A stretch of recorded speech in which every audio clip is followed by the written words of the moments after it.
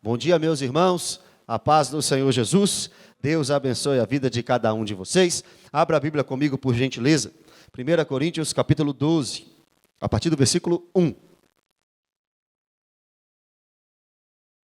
1 Coríntios capítulo 12, a partir do versículo 1. Se você está vindo aqui, meu irmão, nesta igreja, nos últimos 4 domingos, você está percebendo que nós estamos estudando sobre os dons que Deus dá a cada membro da igreja para a edificação do corpo. Nós vimos no primeiro dia dessa série, 2 Coríntios capítulo 5. Por quê? Porque em 2 Coríntios capítulo 5, nós temos o ministério universal. Se você é um cristão, você faz parte do ministério da reconciliação, que é pregar, anunciar e proclamar o evangelho. Depois nós vimos em Efésios capítulo 4, que Deus separou alguns para determinados dons, determinados ministérios. Vimos também, domingo passado, em Romanos capítulo 12, outra lista de dons.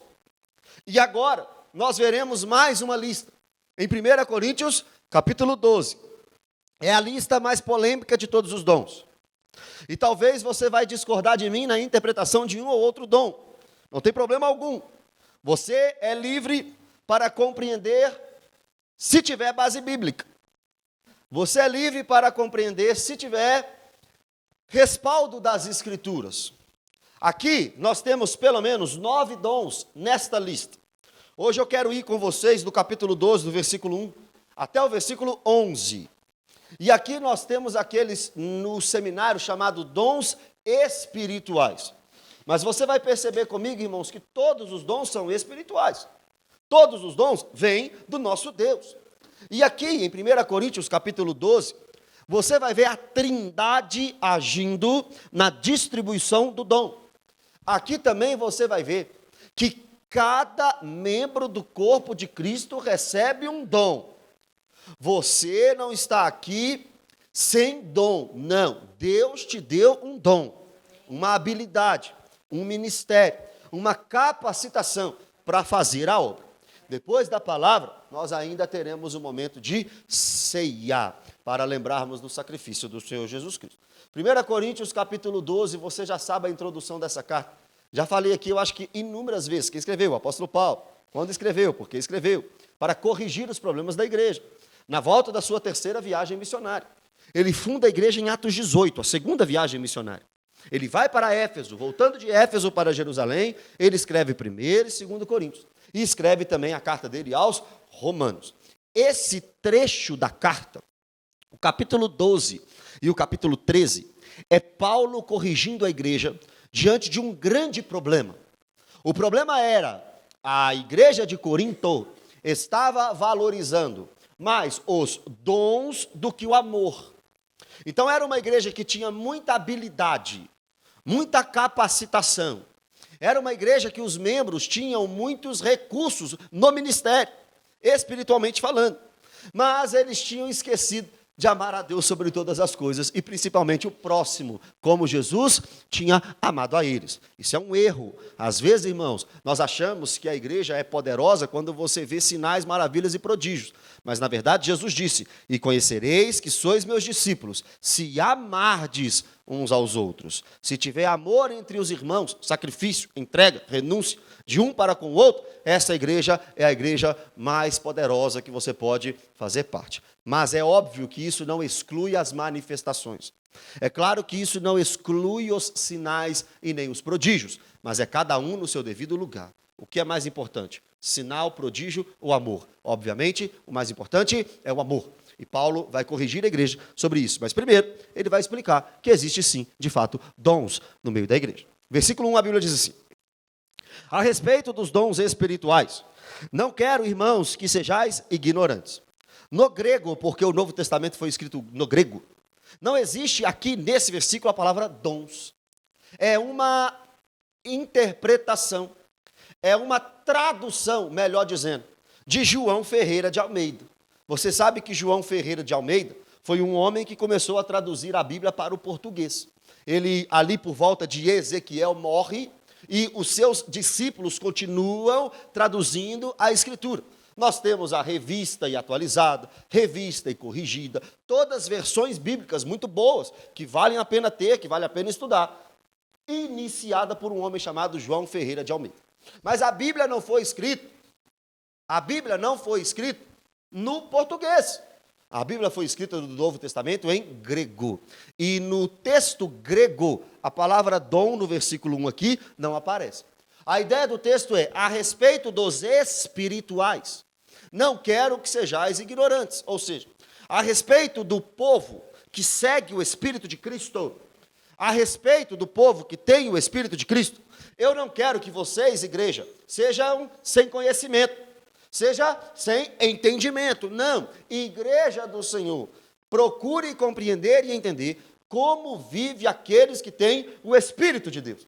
E isso é muito importante porque no versículo 2, nós teremos um contraponto dos santos. Olha o texto. Sabeis que outrora, quando éreis gentios, gentil aqui, irmão, todos nós somos. Só que no sentido do texto, gentil é aquele que não era povo de Deus. Você sabe que existe o judeu e o gentil. Judeu no Antigo Testamento era o povo de Deus, escolhido por Deus para o Messias vir à terra. Gentil era aqueles que não eram da nação de Israel. Todos nós somos gentios. Só que nós somos gentios lavados e remidos pelo sangue do Cordeiro. Nós somos gentios que passamos por Cristo. E agora nós somos o Israel de Deus. Nós somos o povo de Deus. Nós somos propriedade exclusiva de Deus. O texto aqui está dizendo, quando éreis gentios, ou seja, quando vocês não eram do povo de Deus, vocês deixavam conduzir-vos aos ídolos mudos, segundo éreis guiados. Então perceba, Paulo está dizendo assim, igreja de Corinto, você se converteu. Morador da cidade de Corinto, pertencente à igreja de Corinto, vocês se converteram.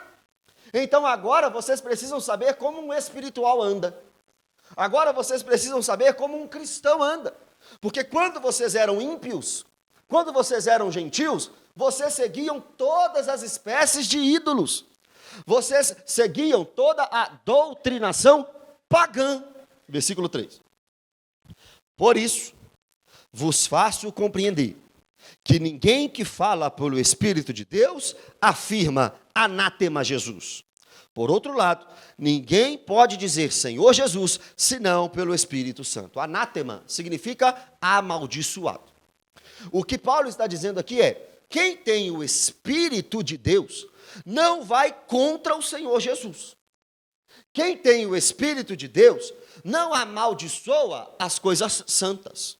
Quem tem o Espírito de Deus jamais vai ir contra o nome do Senhor Jesus Cristo. E só quem tem o Espírito de Deus é que consegue dizer Senhor Jesus. Mas se a gente for olhar esse texto em 2023, não parece fazer muito sentido. Porque você vê ímpio no meio da desgraça do pecado, clamando o nome de Jesus. No meio dos erros e da profanação, clamando o nome de Jesus. Por que Paulo está dizendo isso aqui?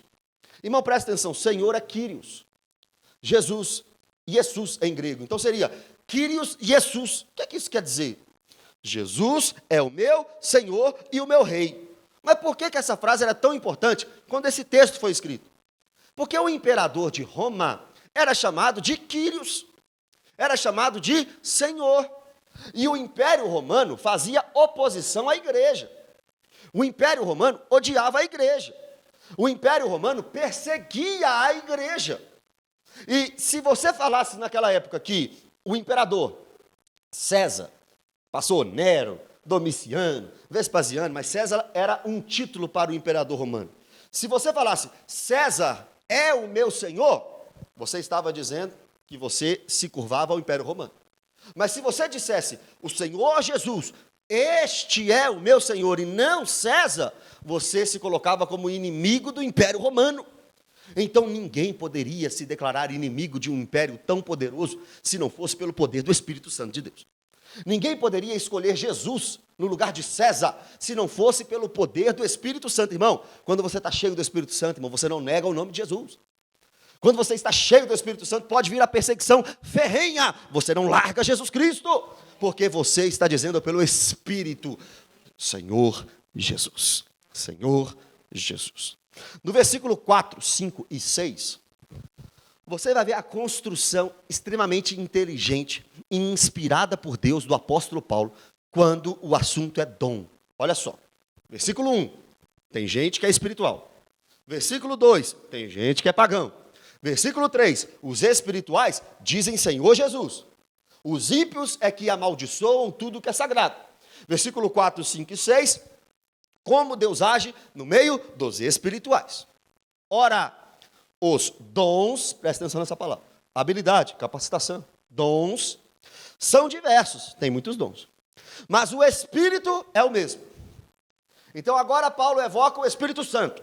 Ele está dizendo, olha, as habilidades são muitas, as capacitações são muitas, porém, agora, o Espírito é o mesmo. Versículo 5. E também há diversidade nos serviços, mas o Senhor é o mesmo. Versículo 4, dons. Versículo 4, Espírito. Versículo 5, serviço. Versículo 5, Senhor. O Senhor aí, segundo o versículo 3, é o Senhor Jesus. Então agora está faltando uma pessoa na divindade, o Pai. E há diversidade nas realizações, mas o Deus é quem opera tudo em todos.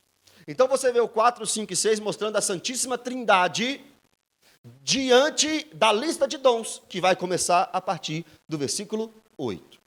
Então, lembra no seminário, quando você estuda assim, 1 Coríntios 12 diz respeito a dons do Espírito Santo. Não é uma verdade. É uma meia-verdade. Os dons de 1 Coríntios capítulo 12 são dados no versículo 4 pelo Espírito Santo, no versículo 5 pelo Senhor Jesus e no versículo 6 por Deus Pai. Então é a Trindade entregando dons aos homens. Para quê? Versículo 7.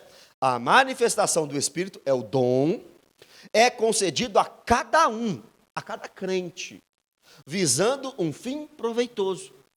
Então, cada crente tem um dom, visando um fim proveitoso. Qual fim? A edificação do corpo. Vimos isso em Efésios capítulo 4. Pula para o versículo 11, por gentileza. Mas um só e o mesmo Espírito realiza todas estas coisas. Tudo vem dele. Distribuindo-os como lhe apraz, a cada um individualmente. Então olha para você ver como é que são as coisas. O Igor não escolheu ter o dom que ele tem, mas ele recebeu um dom. A Thaís não escolheu o dom que ela tem, mas ela recebeu um dom. Cada um daqui recebeu um dom da parte de Deus. Só que como lhe apraz, segundo a vontade de Deus. Não adianta você ser chamado para ser um evangelista e querer ser um pastor. Não vai dar certo. Não adianta você querer ser um profeta, só que Deus te chamou para ser aquele que tem o dom de generosidade. É como lhe apraz. É segundo a vontade de Deus. Deus escreveu os seus dias, está lá no Salmo 139. E quando Ele te planejou, Ele te separou para um dom. Jeremias capítulo 1, versículo 5, a Bíblia diz, antes de você nascer eu te separei. E no ventre da tua mãe eu te escolhi como profeta às nações, como profeta, Jeremias. Gálatas, capítulo 1, versículo 15, o apóstolo Paulo vai dizer que foi chamado para o apostolado no ventre de sua mãe, antes dele nascer. Então não adianta querer chegar aqui e ser uma coisa que Deus não te chamou para ser. Efésios 4, apóstolos. Segundo o primeiro século, não temos apóstolos mais como exemplo de Cristo, mas como missionários e enviados nós temos. Profetas, como o Antigo Testamento, nós não temos mais. Mas como aquele que exorta, consola e edifica segundo a Escritura, nós temos. Evangelista, pastor, mestre. Lembra de Romanos 12? O dom de contribuição, o dom de liderar, o dom de diaconia, etc, etc. E agora mais dons da parte de Deus para a sua igreja. Versículo 8 começa a lista dos dons. Porque a um é dada, mediante o Espírito, a palavra de sabedoria. E a outro, segundo o mesmo Espírito, a palavra de conhecimento. Então agora nós compreendemos na Escritura mais dois dons da Bíblia Sagrada. O primeiro, a palavra de sabedoria. O segundo, a palavra de conhecimento. Sem dúvida alguma, meus irmãos, esses dois textos, essas duas frases, esses dois dons, são os mais difíceis de interpretação. Porque o texto não diz o que é. O capítulo 12 de 1 Coríntios não explica para nós o que é a palavra de sabedoria. Não explica para nós o que é a palavra de conhecimento, não diz. É certo que essas palavras aparecem antes do capítulo 12, por algumas vezes, na carta aos Coríntios. Mas eu não sei se é, hermeneuticamente falando, a melhor saída. É entender o que a palavra diz lá antes, para dizer aqui. Isso é uma regra da hermenêutica, é verdade. Você interpreta o texto assim. Mas eu não tenho certeza absoluta, e sou sincero com vocês, se as vezes que a palavra sabedoria e conhecimento aparecem em 1 Coríntios, estão no mesmo sentido desse texto. Não sei dizer. Se for assim, palavra de sabedoria significa um conhecimento na prática. Então é aquela pessoa sábia que tem o dom de viver a palavra de Deus na prática. É uma possível interpretação. A palavra de conhecimento seria o dom que Deus dá a pessoas para conhecer a Bíblia Sagrada. Uma possível interpretação. Mas segundo alguns exemplos bíblicos, eu prefiro compreender que a palavra de conhecimento tem a ver com aquelas versões antigas da Escritura que traziam palavra de revelação. Se você tem uma Bíblia antiga, eu acho que você vai ver em 1 Coríntios 12 esse trecho, essa expressão, revelação. Agora vamos entender o que é isso aqui. Porque domingo passado eu bati aqui nos profetas, entre aspas, que ficavam revelando CPF, pedindo Pix e etc. E agora eu viro para vocês e falo que existe o dom da palavra de conhecimento, que provavelmente tem a possibilidade de ser também a palavra de revelação. Irmãos, eu creio firmemente que todos os dons ainda estão em vigência. Todos os dons é para a igreja, até a segunda vinda de Cristo. Todos, todos. Você vai discordar de mim em algum significado, alguma interpretação, mas todos os dons estão em vigência. Agora, esta palavra de revelação, a palavra de conhecimento, seria Deus usando pessoas para revelar talvez o mais íntimo do seu coração, ou então compreender e explicar a você coisas da sua vida, coisas que acontecerão na sua vida, ou coisas que já aconteceram na sua vida. Nós temos vários exemplos disso na Escritura. Então, você tem duas possibilidades de interpretação, quando o dom é palavra de sabedoria e palavra de conhecimento. As duas são aceitáveis biblicamente. Eu compreendo e aceito melhor a interpretação de que palavra de sabedoria, sim, é um conhecimento na prática, são sábios da igreja que conseguem viver e ensinar pessoas vivendo a prática da palavra. Mas a palavra de conhecimento seria o quê? O dom de conhecer a Escritura, ou, como as versões antigas da Bíblia, a revelação. Deus usando pessoas para falar sobre coisas da sua vida, direcionando vocês segundo a palavra. Possibilidades. Continuação. Versículo 9. Há outro, no mesmo Espírito, a fé. Tem gente que tem o dom da fé. Mas perceba comigo, a fé salvífica todo mundo tem. A salvação é pela graça, mediante a fé. 1 Coríntios capítulo 3, versículo 5. E Filipenses capítulo 1, versículo 29. E Hebreus capítulo 12, versículo 2. A Bíblia mostra para nós a fé como um presente de Deus. Quem crê em Cristo Jesus? O homem. Mas quem dá a fé a este coração? Deus. Não brota fé do seu coração sem antes uma ação divina. E isso é para todo aquele que crê. Só que o texto aqui, a palavra fé, precisa ser entendido no seu contexto. A palavra fé aqui está como um dom da parte da Trindade para edificar o corpo. Seria talvez aquelas pessoas, irmãos, com a capacidade do extraordinário. Talvez seriam aquelas pessoas que seriam mártires da fé e que receberiam porções da fé para não negarem o nome de Jesus, mesmo diante do martírio. Talvez pessoas que receberam fé e ainda recebem fé para passarem pelas mais difíceis provações sem negar o nome do Senhor. Irmãos, tem pessoas que são escolhidas por Deus para passar por mais dificuldades, vocês não acham, não? Tem gente que é escolhido por Deus para passar por mais problemas. Você olha para a vida de um irmão assim, você não vê problema na vida do irmão e na vida do outro, uma enxurrada de problema. Aí a gente fica pensando, Deus, mas não tem como dividir, não. Pegar um pouquinho do irmão de cá e passar para cá um pouquinho do problema, porque o irmão ali está na vida boa demais. Irmão, tem gente que foi chamada para passar uma vida, de fato, em provações. E eu vou falar para você uma coisa. Essas pessoas são as mais usadas por Deus. Essas pessoas, irmãos, elas recebem tanta fé, mas tanta graça da parte de Deus, que não são abaladas. São os exemplos de fé. Onde é que está isso? Do que você está falando? Eu estou falando de Hebreus 11, irmãos. Os heróis da fé. Aqueles que Hebreus 12 nos chama, aqueles que Hebreus 12 chama de uma nuvem de testemunhas. Já leu esse texto? Tem gente que diz assim, ó, tá vendo? Nós estamos cercados por uma nuvem de testemunha, então a gente não pode vacilar em nenhum momento. Você não pode vacilar em nenhum momento. Só que essa nuvem de testemunha não é o irmão da igreja, não é a igreja. São os exemplos de Hebreus 11. Por que é que eu tenho que andar de acordo com a palavra de Deus? Porque tem uma nuvem de testemunha que fez isso. Tem uma nuvem de testemunha que andou assim. Quem? Jefité, Davi, Sansão, todos os homens de Hebreus capítulo 11. Esses homens, irmãos, viram e fizeram coisas extraordinárias. Mas passaram por coisas também extraordinárias. Nós não podemos olhar para a vida de Moisés, para a vida de Sansão, para a vida de Jefité, para a vida desses homens, Davi, Salomão, esses homens de Hebreus 11, e pensar assim, eu quero um ministério igualzinho deles, mas eu não quero viver o que eles passaram, não. Não podemos. Porque, irmãos, Deus de fato chama e separa homens para situações extremamente extraordinárias. E pode ser que para isso acontecer, Deus te dê o dom da fé.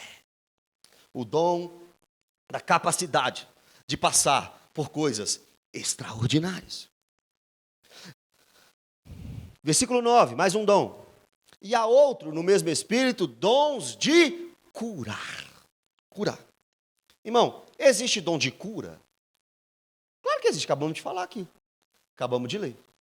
Mas será que as igrejas neopentecostais são exemplos para nós nisso? Claro que não. Perceba, eu falei pentecostal? Eu falei neopentecostal. Neopentecostal. O que é uma igreja neopentecostal? Aquelas que exacerberam, a palavra está certa? Exageram nos dons de cura e de milagres. Só entre nós aqui, quem não gostar não tem problema não, mas a verdade tem que ser dita. Universal, mundial, essas igrejas. Essas igrejas. Essas igrejas também, muitas delas, essas igrejas exageram no dom de cura e no dom de milagre. Essas igrejas não têm pregação da palavra. Deixa eu te falar, eu já fui de uma igreja neopentecostal. Eu já fui de uma igreja neopentecostal. E eu sei do que eu estou falando. Eu saí de lá. Deus me arrancou de lá. E eu sei do que eu estou falando. Irmãos, é aquelas igrejas que exageram no sacrifício. Você tem que dar. Você tem que entregar. Você tem que subir. Você tem que descer. Você tem que fazer. Você tem que fazer de tudo. Porque Deus vai agir na sua vida só depois que você fizer. É isso uma igreja neopentecostal. Que exagera nos dons. Que vai além daquilo que a Bíblia diz sobre os dons. Eu sou um cristão pentecostal? Eu não sou, não. Mas eu amo os pentecostais. E os pentecostais têm o meu apoio, têm a minha admiração. Mas os neopentecostais, não. Os neopentecostais eu não indico. Pastor, quero sair da sua igreja. Quer sair da igreja? Quero. Quero ir lá para a Assembleia de Deus. Não tem problema. Em Belém do Pará, onde começou a doutrina dos dons, Deus enviou. Vai lá para a Assembleia de Deus. Pastor, quero ir para uma igreja neopentecostal. Você não é crente, não. Você precisa de Jesus. Você precisa se converter. Então, que fique claro que o pastor da Lagoinha Mangabeiras não concorda com uma igreja neopentecostal. Mas com as pentecostais, apesar de ter enormes diferenças, tudo bem. São igrejas bíblicas que interpretaram algumas coisas diferentes de mim. Amém. Mas voltando ao assunto, tem dom de cura? Tem dom de cura. A cura, irmão, é restauração da saúde. É diferente do milagre. Daqui a pouco nós iremos ver isso aqui. A cura é você estar doente e Deus te curar. A cura é você estar com um câncer e Deus te curar. Irmão, se você tem aí pelo menos 1 ano de caminhada cristã, com certeza já viu curas. Com certeza você já viu Deus agindo por meio de oração. Agora, o texto está dizendo que existem pessoas com dom de cura. Existem pessoas, irmãos, que foram separadas por Deus para orar e as pessoas serem curadas. Tudo segundo a vontade de Deus, é claro. Quem domina o dom não é a pessoa, é quem entregou o dom. Quem tem o dom de cura pode sair curando o tempo todo, a hora que quiser, não. É segundo a vontade de Deus, mas é usada por Deus na cura. E os céticos, aqueles que duvidam do dom da cura, começaram a zombar de quem acredita, por exemplo, na pandemia. Dizendo assim, olha, tá vendo? Tá todo mundo com Covid. Cadê o pessoal de dom de cura para sair curando todo mundo? Isso é uma zombaria. Isso é um ceticismo. Porque a pessoa que tem o dom da cura não é dono do dom. Deus que é o dono do dom. E ele vai curar, irmão, quem ele quiser. Quando ele quiser. Tem uma doutrina aí, chamada determinismo, pregada por algumas igrejas também, que não chegam a ser neopentecostais, mas que estão quase lá, que dizem que se você determinar a sua cura, você vai ter que ser curado. Se não for curado, é falta de fé. Isso é um absurdo. Isso é uma heresia. Isso é uma mentira, pregada em muitos púlpitos por muitas pessoas. Só que essas pessoas que pregam assim, esqueceram que Paulo deixou Trófimo doente em Mileto. Esqueceram que Paulo não curou Timóteo, pelo contrário, disse para Timóteo, tome um pouco de vinho por causa das suas frequentes enfermidades no estômago. Essas pessoas esqueceram de ler Gálatas e Efésios, onde Paulo diz que pregou pela primeira vez na Galácia por causa de uma enfermidade física. Essas pessoas esqueceram de ler 2 Reis, que mostra que Eliseu morreu doente. Então, crente fica doente, tá, irmão? Crente fica internado. Quinta-feira retrasada, eu fui visitar o pai e a mãe de uma irmã que já congregou comigo, não é da nossa igreja, lá no Ipseng, não é? Ipseng, lá no Ipseng. O pai num leito, num quarto, e a mãe no outro. Os dois ao mesmo tempo. E olha mais, eu fui quinta-feira à tarde. Quinta-feira à noite o pai faleceu. E a mãe ainda está internada. Como é que eu viro para uma moça, né, para a filha, né? Como é que eu viro para essa mulher, para a filha deles, e digo, você passou por tudo isso porque você não tinha fé? Seu pai morreu porque você não tinha fé. E, irmãos, todos que foram curados por Jesus, morreram. Todos. A cura, irmãos, é algo momentâneo. Você não vai ficar curado para sempre, você vai morrer uma hora. Você é curado da dor de cabeça, vem a dor no dente. Sabe por que isso? Porque você está com os pés na terra. Você ainda não teve o seu corpo glorificado. Agora, isso impede de orar pelo doente? Não. Orar pelo doente é um mandamento. Tiago capítulo 5. Tem alguém doente? Chama os presbíteros. Unge essa pessoa com óleo. Ore por ela, para que ela seja sarada. Qualquer pessoa que estiver doente na nossa igreja, o que a gente vai fazer? Senhor, segundo a tua vontade, nós pedimos, cure fulano, cure Beltrano. Mas pode ser que tenha pessoas aqui com o dom de curar. E eu acredito nisso. Olha o outro dom. Há outro, versículo 10, operação de milagres. Milagre é diferente de cura. Cura é o reestabelecimento da saúde. Milagre são situações extraordinárias. O mar se abrir é um milagre. Multiplicação do pão e do peixe é um milagre. Não ri não, é verdade. Um irmão, por exemplo, que não tem uma perna, só um cotoco. Aí você ora, aparece a perna lá. Eu já vi testemunho disso. Milagre, não é cura, é milagre. Então a cura é restabelecer a saúde. Milagres são ações esporádicas, sim, mas extraordinárias da parte de Deus. E a Bíblia diz que tem pessoas com esse dom. Dom de milagre. Imagina. Hoje o meu milagre vai chegar. Eu vou crer, não vou duvidar. Quem lembra dessa? O preço que foi... Irmãos, eu creio que existem pessoas com dom de milagres. Talvez é você. Talvez você conhece alguém. O outro dom, profecia. Não vou me estender nesse, porque já falamos sobre isso em Romanos 12. O dom da profecia. O dom da profecia hoje é como Isaías, Jeremias, Ezequiel, Daniel? Claro que não. Isaías, Jeremias, Ezequiel, Daniel doutrinavam a igreja, o povo de Deus. Onde está isso? Efésios 2:20 e Efésios 3:5. Mas ainda existe no próprio texto de 1 Coríntios o dom da profecia, que é o quê? Ensinar, exortar, consolar e edificar segundo a palavra de Deus. Então a profecia hoje é a pregação do evangelho que toca o coração das pessoas. Mas agora eu quero entrar em dois textos, em dois dons, no versículo 10. E eu peço que deixem as pedras. Não me apedrejem. Não joguem pedras em mim. Mas eu vou falar para vocês as duas possibilidades e o que eu creio.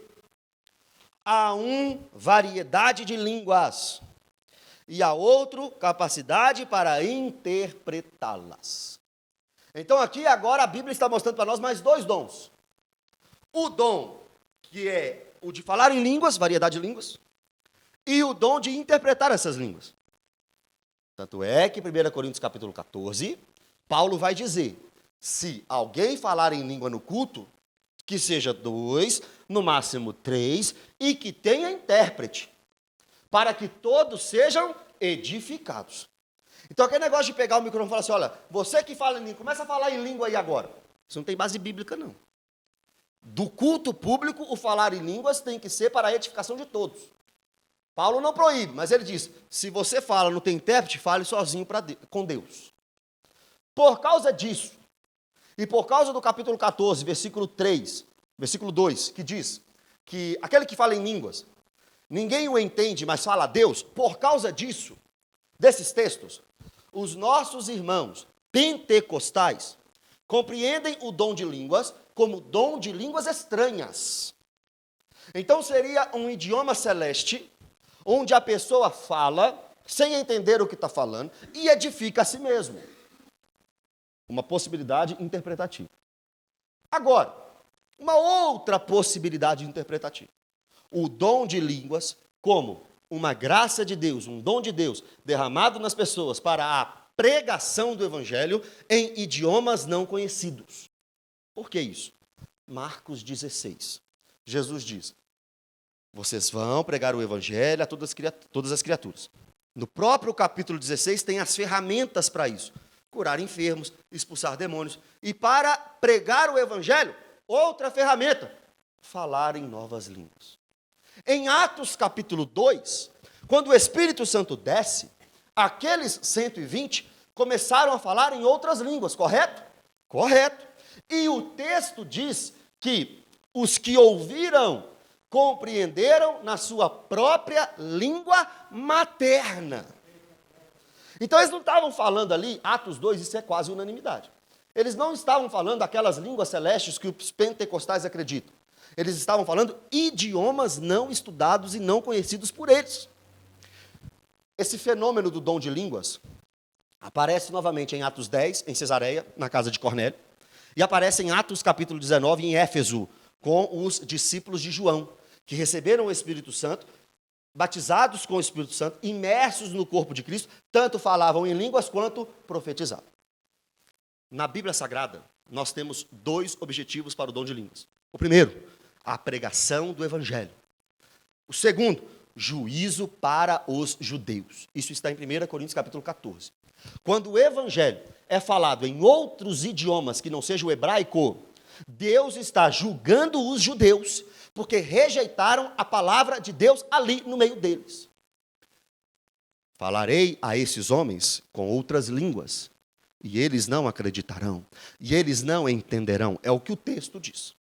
Então vocês têm duas possibilidades de interpretação do dom de línguas. Será, ou melhor, vocês têm três. Será idiomático apenas? Será celeste apenas?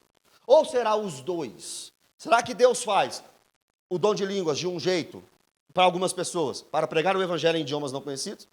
E em outras pessoas, Deus dá o dom de línguas estranhas para a edificação de si mesmo? Como é que você interpreta? Como é que você entende? Já estudou esse texto? Já estudou essa doutrina? Já pegou os textos para identificar? O seu pastor, que não é o dono da verdade, que não está te obrigando a crer como eu creio, entende que dom de línguas é apenas idiomático. Apenas para a pregação do evangelho. Ah, Mateus, irmão, se você tem fé e crê nisso, fique em paz. É uma possibilidade interpretativa. Você só não vai fazer isso num culto público se não tiver intérprete. E no meu momento com Deus? É você e Deus. E no meu momento de oração? É você e Deus. Não há problema. O Mateus está dizendo o que ele entende biblicamente. E quero ser sincero para vocês, que eu não tenho medo de falar o que eu penso, não. E nem de falar o que eu creio ser a verdade da Escritura. Ah, vou sair daquela igreja ali porque o pastor acredita em língua estranha. Então você não entrou por causa de Deus, você entrou por causa de mim. Então você pode ir embora, amanhã. Vamos despedir dos irmãos aqui. Agora, se você entrou aqui por causa de Deus, aí você fica. Porque eu não concordo com você em tudo e não sair da igreja. Ah, fulano ali acredita diferente de mim. Ah, então eu vou sair da igreja. Toma, Igor, pastorei, tchau. Eu faço isso? Não faço. Então por que você vai sair por causa de mim? Você está aqui por causa de Deus ou por causa de mim? Mas fique sabendo, seu pastor crê assim. Percebe? Algumas pessoas me perguntam assim, você é pentecostal ou reformado? Irmãos, eu não me encaixo nenhum dos dois. Porque eu consigo compreender algumas coisas como os pentecostais, mas consigo achar extremamente bíblico algumas doutrinas reformadas. Então o que o senhor é, pentecostal ou reformado? Eu não sou nenhum dos dois. Eu só quero o que a Bíblia diz. Sou o dono da verdade? Não sou o dono da verdade, não. Para vocês terem ideia, palavra de sabedoria e palavra de conhecimento, eu interpretei como os pentecostais. Mas o dom de línguas, como os reformados. Então nós temos que achar bases bíblicas e doutrinas bíblicas para compreender e para dar base naquilo que a gente crê. Amém? Voltando e encerrando. Versículo 11. Lendo mais uma vez o 11. Mas um só e o mesmo Espírito realiza todas estas coisas, distribuindo como lhe apraz a cada um individualmente. Nós temos dons. E essas séries, esses domingos, nesses estudos, nós vimos, nós temos dons. E o que fazer com esses dons? Exercer. Aonde? No corpo de Cristo. Trabalhando, servindo, sendo edificado, construindo a palavra no coração das pessoas. Olha para você ver que coisa maravilhosa. Se cada um aqui usar o seu dom nessa igreja, a gente rompe isso aqui. Os irmãos da noite, nós começamos o culto da noite, irmãos, com eu, o Pai, o Filho e o Espírito Santo. Começamos bem. Aí depois começou a vir mais gente, mais outro. Tem gente, o casal veio à noite ali, ó. Outras pessoas começaram a vir à noite. Pessoas que batizaram aqui à noite, nós estamos aqui, servindo. Agora imagina cada um que vem à noite servindo também. Aí vai encher o culto da noite também. O culto da manhã, vou ter que conversar com o proprietário aqui para nós quebrar isso tudo aqui, pegar metade da rua e fazer uma casa expandindo. Né, Lourenço? A gente só não pode ficar parado. Porque Deus nos deu ferramentas. Deus nos deu ferramentas chamadas dons para a edificação da igreja. Mateus, como que eu busco, eu sei o meu dom? A Bíblia diz, procurai com zelo os melhores dons. Procure, ore, clame, veja qual habilidade você tem, qual capacitação você tem e nos fale, porque nós iremos trabalhar em todos os dons aqui nessa igreja. Amém? Fique em pé no seu lugar.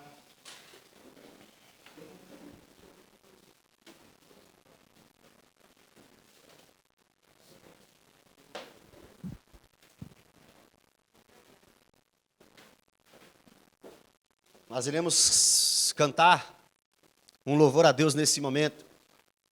E eu queria que,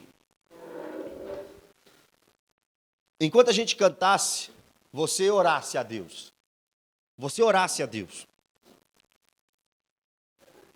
Eu queria que você não simplesmente cantasse essa canção, mas fizesse dela uma oração. E logo depois você vai receber a ceia. Mas eu preciso que você tenha esse momento com Deus agora. Ore e fale com Ele as verdades desta canção.